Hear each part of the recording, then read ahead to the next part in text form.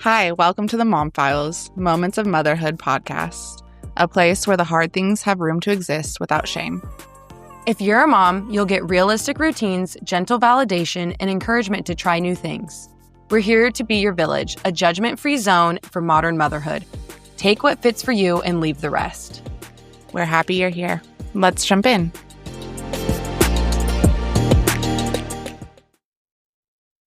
Welcome to the Mom Files. I'm Hav. And I'm Aaliyah. And today we're talking about something that happens all the time, especially in the mom space. And that's comparisons, comparing motherhood, what our children are doing, anything. And especially as with the last few episodes, we've really been talking about the effect of social media. So we're going to kind of delve into the trap of comparing and what it can be like, especially being a mom who raises your children maybe differently than those around you. I know for me, there's been a lot of times where I've compared my child or the way that I parent with another parent, or I've seen other parents do it with me and my child. And I know recently we've talked about this a lot, but I was talking to another mom and our kids are older. So honestly, don't even know why this came up in topic, but about sleep training and about how her kids go to their room at 7:30 p.m. on the dot every night, and they don't leave their room until 7:30 a.m. And she gets her free time at night and she gets her free time in the morning, and how amazing that is for her. And she wasn't telling me that to say that I need to do that, but that was what she did for her sanity. And I definitely caught myself comparing my decisions and the choices that I made when Azzy was younger and even now, and being like, okay, well, am I doing this wrong? Who's right and who's wrong? Which honestly shouldn't even be a question if you really think about, because why are we comparing? We say all the time, do what's best for your family. Mm-hmm. When Azzy calls me, I'm going to go to her. But that's what works for me, right? We're trying this. She's in her room by 9:30 and she doesn't leave her room until her nightlight turns green, things like that. And so just hearing that her kids comply and they go to their room because this is how she trained them to do it, there was an automatic comparison in my head of, oh, well, maybe if I did better as a mom, which again, why is that better? Not necessarily. It's what works best for you, but what could I have done better as a mom so that my kid could let me sleep? Yeah. Do you have anything? Yeah, I definitely have done a lot of it unintentionally. Like you were just saying, it was so easy. It's so easy when someone says something to instantly start to feel judgments or opinions about it. But I definitely went through this more internally. Especially when Dash was younger, I tried so hard not to compare and not worry about other people's thoughts and opinions that I felt like I was then worried about. It made me more worried about it because I felt like I was overly trying not to think about it because I really wasn't worried and trying to compare, but it just kept happening. And then I felt like the more I was like, oh, I don't want to compare, it just kept coming up, especially when, like I said, when he was younger and I was nervous, he wasn't hitting certain milestones. It's like you said, it's like, oh, what am I doing wrong? What are they doing that I should be doing, etc. I just felt like there were so many things. So yeah, I definitely experienced it, but I felt like a lot of it was my own issues of just hoping that everything's normal in quotes, whatever normal is. And there's a study, and I would have to actually look up the research, but I believe there is a study that says the more that you tell yourself not to think about something, the actually more that you obsess about it. Mm-hmm. So, fun fact of the day. But I know you say you put it on yourself, and I say that a lot too. I put a lot of this on myself. For me, it's a lot of it is the sleep thing because sleep is so important for me. But there's things about, her attitude or how she reacts to certain things, or her not wanting to leave the park while another kid just up and left with no problem, right?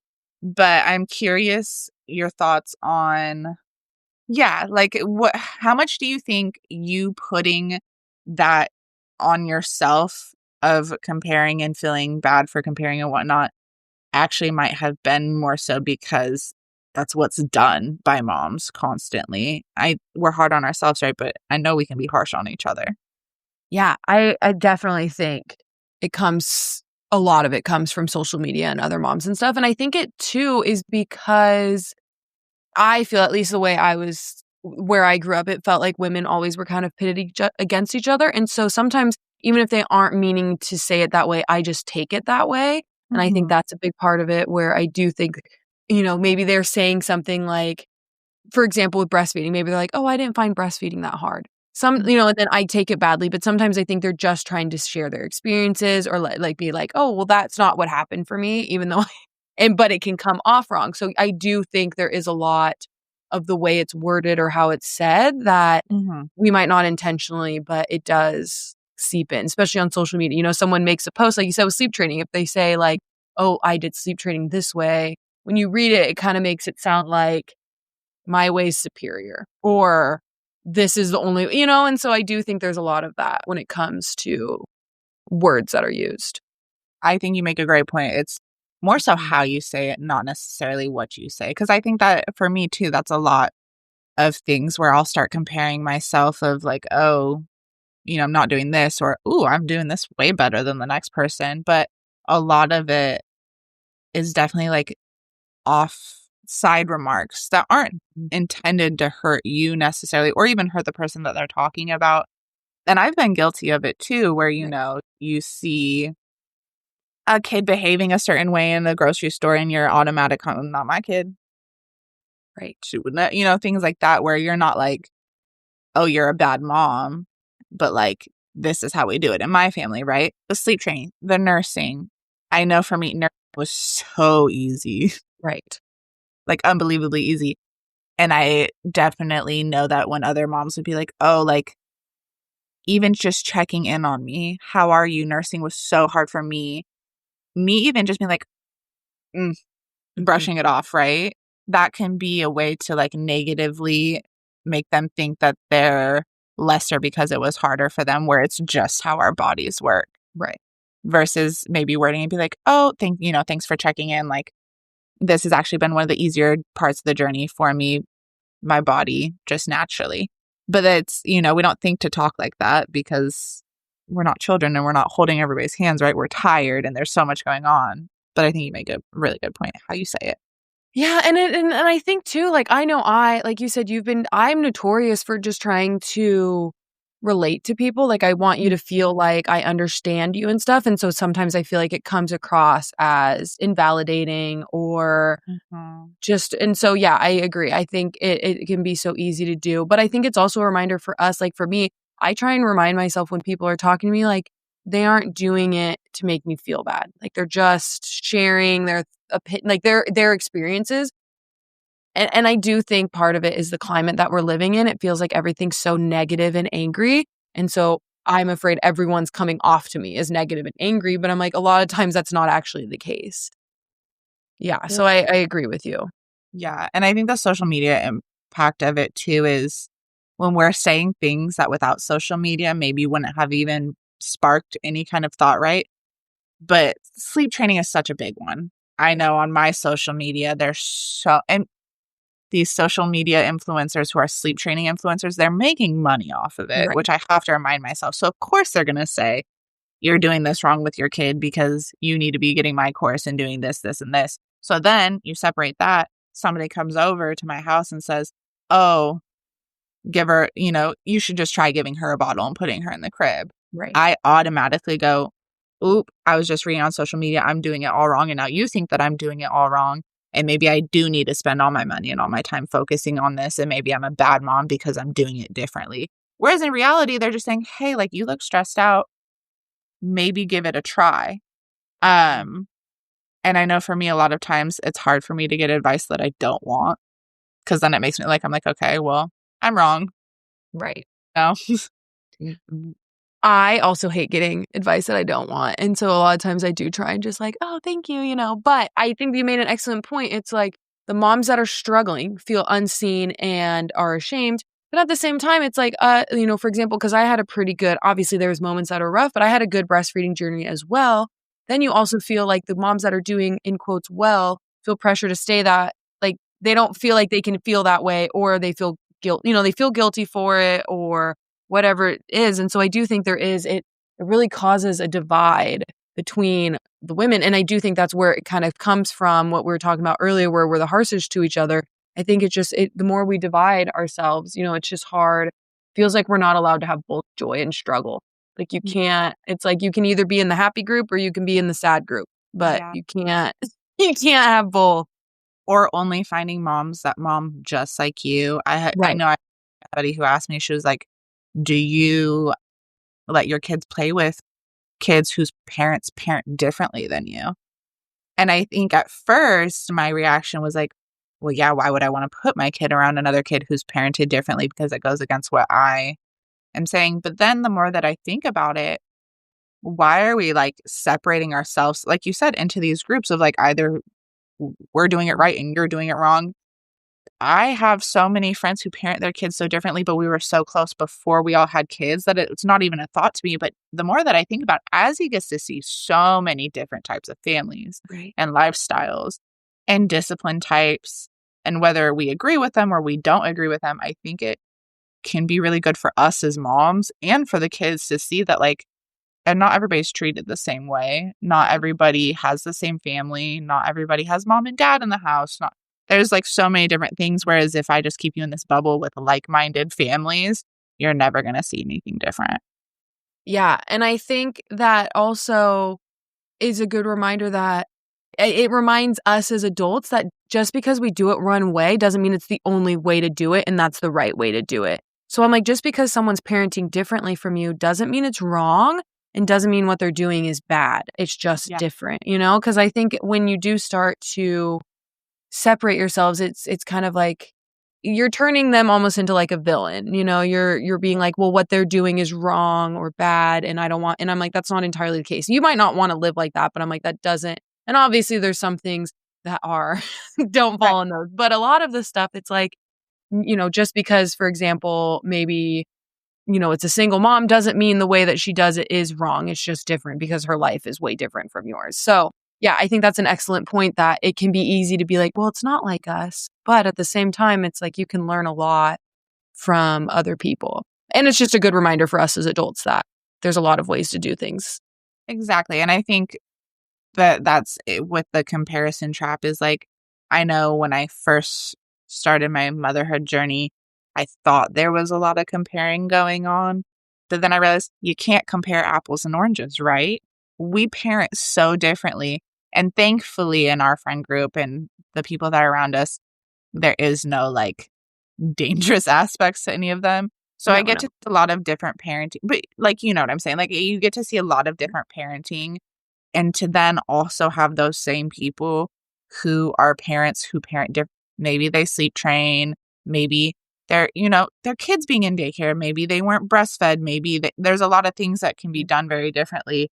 And then having those parents tell me that I'm a good parent and vice versa, I think that really helps. At least it's helped me learn that, like, what are we comparing for? Right. Right? We talk about all the time, Dash and Azzy's infant stages, very different. We don't need to compare. They're literally different humans. It's Mhm. not something you did. It's not something I did. We actually And they are parent different. remotely, and they're Yeah. very different. And it's funny because it's like they are different personality wise, but I'm like, I think people should also take into account where you're living. I mean, Hav and I are living in different states. Like I'm like, there's so many factors to why things are different. So I do think that's a great point. It's like, yeah, you just can't compare. It's like they're so different. And it did start getting easier for me when, like, something I really told myself, it was like he's on his own timeline. And when he was starting to make the milestones on his own timeline, it was like, okay, who cares about what's happening? He'll get there when he gets there. And that's what we've been doing, and it's worked. And it can be hard. And I think part of it is hard because as humans, we're just so wanting to like get to the next step. Like, okay, come on, like run, walk, talk, Right. like all of Yeah. that. But it's like, it's just taught me to be patient. And it's like Yeah. the timeline doesn't have to be quickly, but that doesn't make it wrong. So yeah, it is, but it can be hard because especially when you're on the social media and someone's like, oh, look, my baby's walking at 6 months. And you're like, oh, that's good. And you're happy for them. But then you're like, oh, what about like mine?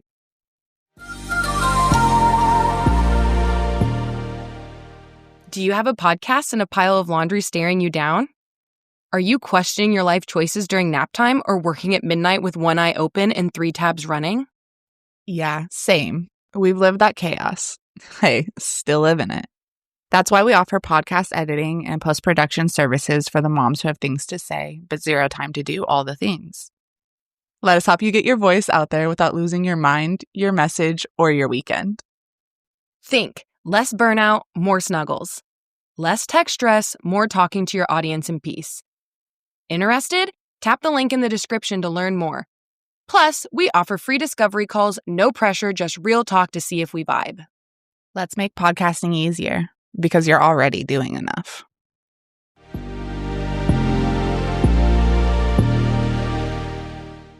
But I will say one last thing to kind of add on is on that same point, sometimes I do like to compare. So, because like, I don't know where we're supposed to be at. I haven't had other kids, things like that. So sometimes it is nice to be like, okay, we're at least in the realm of where you're supposed to be. Or like, this is where we're headed. Because I do think there is a negative, but I think a lot of times we forget the positive comparison, which is allowing us to know like, okay, like if I like, for example, if Dash was Azzy's age and he wasn't talking and I didn't know that he should be, I'm like, that might be something I would want to look into more. So I do think there is some pluses to it just for the, making sure that you're taking care of your kids health-wise and stuff. Yeah. No, that is a good point. Or even, I mean, there's like you said, there's healthy comparisons. Even if you're not even looking to change your child's behavior or your parenting behavior, I have fun. And I think I have a really, I love the human condition, right? I like understanding human brains and like why they work. I love asking people's like how old their kids are. Right. So many kids of the same age act so differently. Yes. And it's just so interesting to like, not even be like, oh, well, you're parenting this way, so your kid's like, but like, okay, this one's two, that one's two, that one's two, and you're all doing completely different things. Yes. We're human. Very curious how you're going to grow up to be your own human because that is literally what you're doing because you are a human.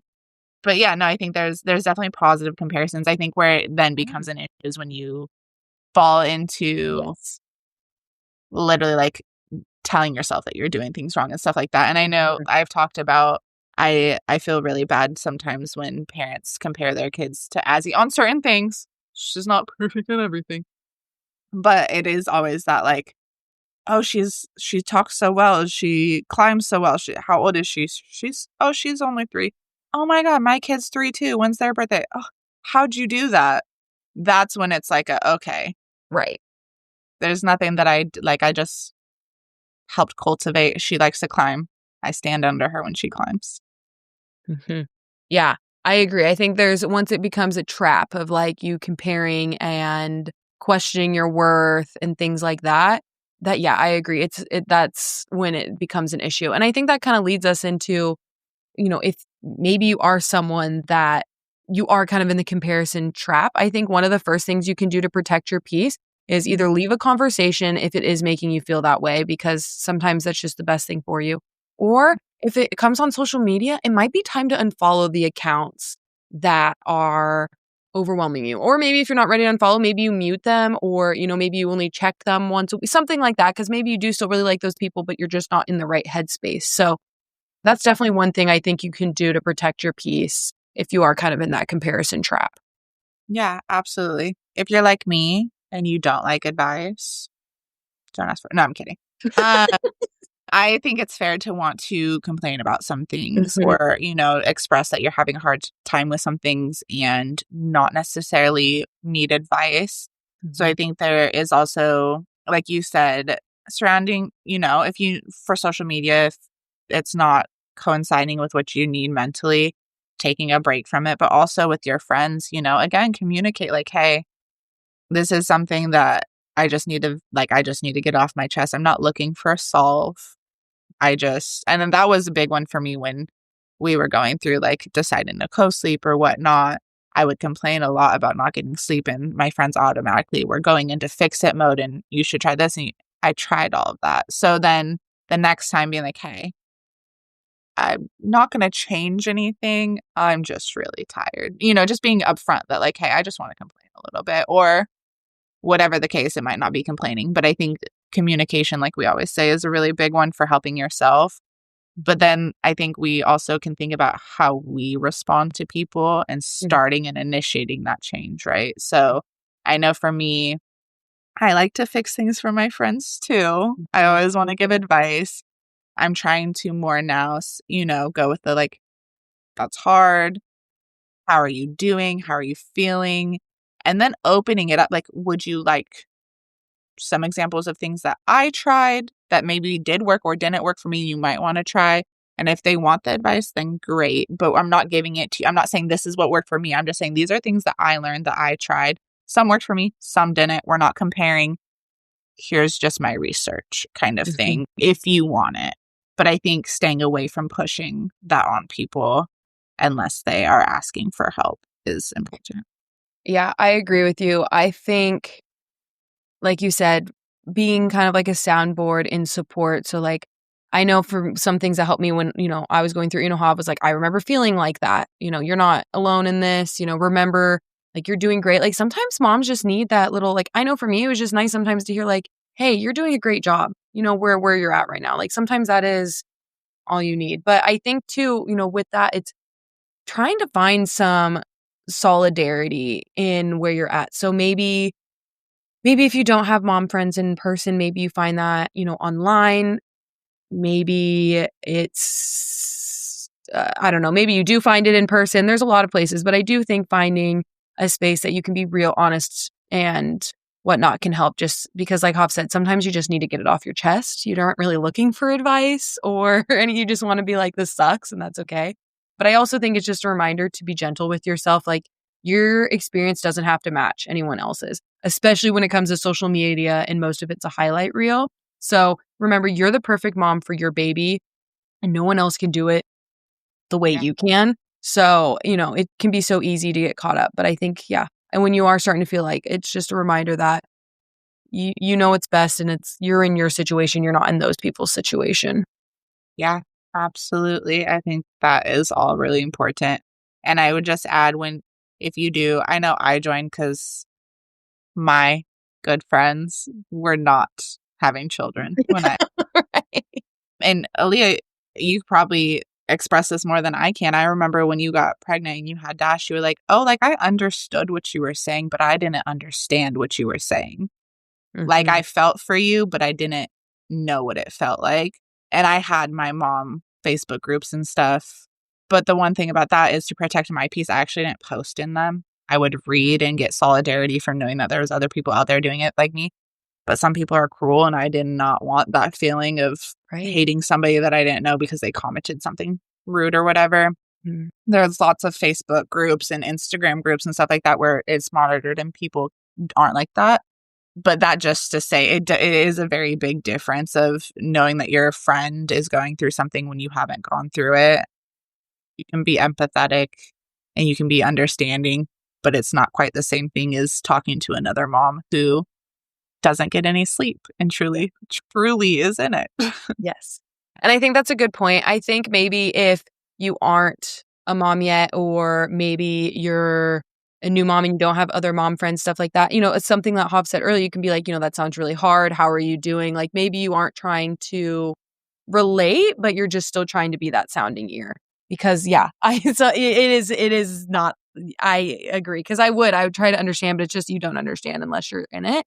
But to kind of add on to that too is when Hav was talking about the groups, you might have to trial and error a little bit, because there are some mom groups out on social media that are, like Hav said, people are mean and toxic. And those are literally the opposite of what we want you to join, because that's the opposite of what we're talking about. So yes, definitely you might have to shop around, kind of like a therapist, figure out ones that work for you, read comments, things like that. But it is good to actually find unity with other people that actually know what you're going through. Yeah. And if that's something that you, as a listener, maybe would like help with, I know I follow a few groups that are very, very popular and very well known, and I'd be more than happy to share those if that's something that you're looking for. And if you're listening and you have some that you really love and like to recommend for us, let us know, because we'd love to keep those in our backlog for us or other moms that might need it, because like we've just said, we can't do it without each other. So we gotta unite together. Absolutely. Talking about all the comparison stuff, I think just to kind of round it out, I think we say this all the time, right? But protect your peace. Don't have conversations. Honestly, refraining from conversations with certain people where you know that it's just not going to be a beneficial conversation, or where you will start comparing, whether it's because they are comparing or you just get that urge to maybe steer the conversation somewhere else. Like we talked about, find solidarity, but I think find solidarity and not sameness. I think the important thing of a lot of these groups that we're talking about is they're families who understand that we're not all parenting the same way. It's when you get that trap where it can be really negative. So seek out those who are compassionate and real and honest, not people who are looking for like the clickbait answers and stuff like that. And then most importantly, I would say be gentle with yourself. This is hard. It's really, really, really hard. I don't think there is any mother out there who would say that this is absolutely easy. And it's really easy to get into that comparison trap, even with your really close friends. You got to work at not doing it. So be gentle with yourself. Also make steps to word things in a way that can help other moms not feel compared. We're where it starts, right? Mm-hmm. So just keep in mind, like Leah said, you're doing your best. You are the only mom that can parent your kid the way that they need to be parented. So we definitely are here for you. Let us know if you want any of those groups. Please add any of them. Yeah. Aaliyah, do you have anything else to add? Yeah, I just wanted to say, this is your reminder that motherhood does not need to be a competition. We are a community, and we are honestly so lucky to have each other. And so thank you for showing up however your journey looks like, because we feel you. And if you are stuck in feeling a comparison, remember that you are doing enough. And like Hav said, it's kind of a mental battle that you constantly, are grappling with yourself. So we are rooting for you. And yeah. Stay tuned. Next episode, we are still working on a little bit, but we do have a surprise for you. So please do make sure that you come into our next episode ready to hear some news and discover the topic that we come up with. We'll see you then. Bye. Bye.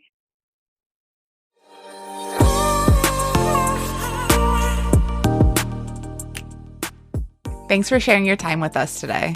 We're so glad you're part of this messy, beautiful village. If this episode made you laugh, cry, or feel just a little more human, pass it on to a mom friend who needs it too. And hey, if you haven't already, hit subscribe and leave us a review. It helps more moms find the show and gives us a tiny dopamine hit. Let's be real. Until next week, keep the kids alive and your coffee hot, or at least reheated once.